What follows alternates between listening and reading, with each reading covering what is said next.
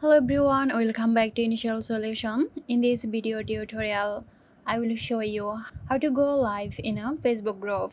So let's start the video.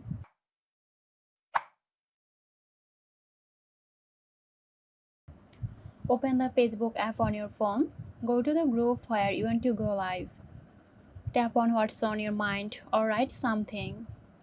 Scroll down a bit and select live video from the options that appear.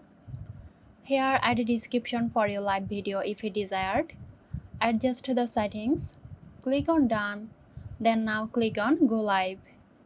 You are now live in your Facebook group. To end your live stream, tap on finish and confirm. So that's how you can go live in a Facebook group.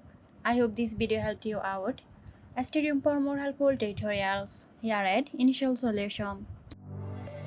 This video is sponsored by Girosoft. Girosoft offers graphic design, UI UX design, digital marketing and web development. Elevate your brand with Girosoft today. For more details, check the description box.